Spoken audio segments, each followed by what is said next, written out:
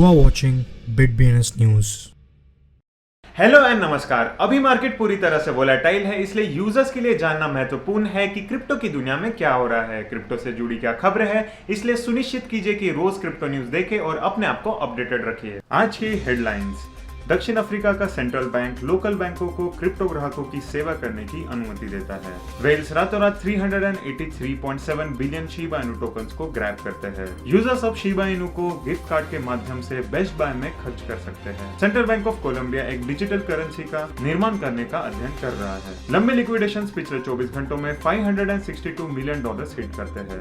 Uniswap ने चुराए हुए फंड या सैंक्शन से संबंधित 253 क्रिप्टो एड्रेसेस को ब्लॉक कर दिया है। टॉप कंपनियों ने क्रिप्टो और ब्लॉकचेन फर्म्स में ग्लोबल स्तर पर $6 बिलियन इन्वेस्ट किए। भारतीय पुलिस ने बिटकनेक्ट के फाउंडर की खोज शुरू की है, क्योंकि अमेरिका ने उसे क्रिप्टो इन्वेस्टर्स को धोखा देने के लिए इंडिकेट किया है। 24 घंटों में 105 मिलियन से अधिक शिबा इनू टोकन्स को बर्न किया गया। जापान के सिटी मेयर ने क्रिप्टो अडॉप्शन पर चर्चा करने के लिए रिपल हेडक्वार्टर्स का दौरा किया। कार्डानो के चार्ल्स हॉस्किंसन मैन्युफैक्चरर्स द्वारा इम्पर्सनेट किए गए। बिटकॉइन की कीमत $21,000 के एक प्रमुख रेजिस्टेंस तक गिर गई है। सेल्सियस नेटवर्क कॉइन रिपोर्ट में $2.85 बिलियन का बैलेंस गैप दर्ज करता है।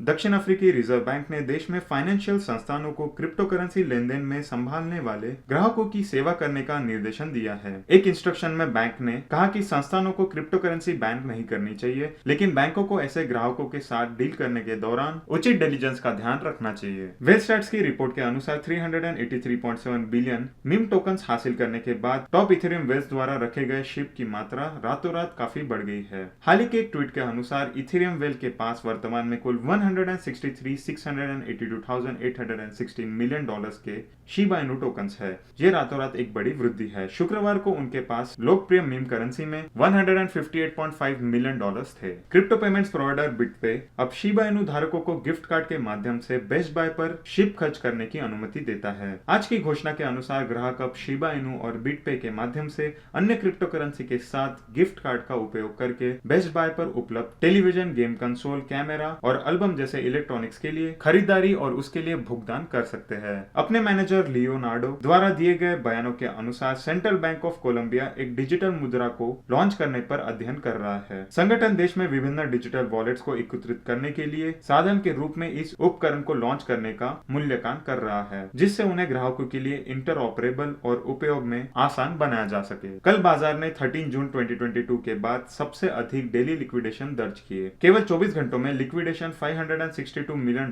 तक पहुंच गए। इनमें से मेजॉरिटी नुकसान BTC और ETH बाजारों में देखा गया। हालांकि अन्य अल्टकॉइंस में भी काफी लंबे समय तक लिक्विडेशन 144 मिलियन तक पहुंच गए। इसका कारण बिटकॉइन के ऊपर की ओर प्राइस स्ट्रक्चर का गिरना और इसकी तेज गिरावट है। डिसेंट्रलाइज्ड एक्सचेंज यूनिस्वैप ने blockchain analytics firm TRM labs के साथ काम करने के बाद 4 महीनों में 253 क्रिप्टो पतों को ब्लॉक कर दिया है। यह पहली बार था जब यूनिस्वैप ने वॉलेट ब्लैकलिस्टिंग पर डेटा का खुलासा किया था। पते ज्यादातर चोरी किए गए धन या टोर्नाडो कैश जैसे लेन देन सेवाओं से कनेक्शंस के कारण बैन किए गए हैं, जिसे हाल ही में यूएस ट्रेजरी द्वारा सैंक्शन किया गया था। ब्लॉक डाटा के एक नए हालिया अध्ययन के अनुसार 40 बड़ी ग्लोबल कंपनियों ने ब्लॉकचेन फर्म्स में इन्वेस्ट किया है। सितंबर 2021 और जून 2022 के बीच किए गए इस रिसर्च से ये पता चलता है कि इन्वेस्ट की गई राशि लगभग $6 बिलियन है। लगभग 100 सबसे बड़े सार्वजनिक फर्म और उनके मार्केट कैप की इन्वेस्ट गतिविधियों का अध्ययन करके ब्लॉक डेटा ने अपने रिजल्ट्स को गैदर किया है। बिटकॉइन इन्वेस्टर्स को ग्लोबल क्रिप्टो पॉन्जी स्कीम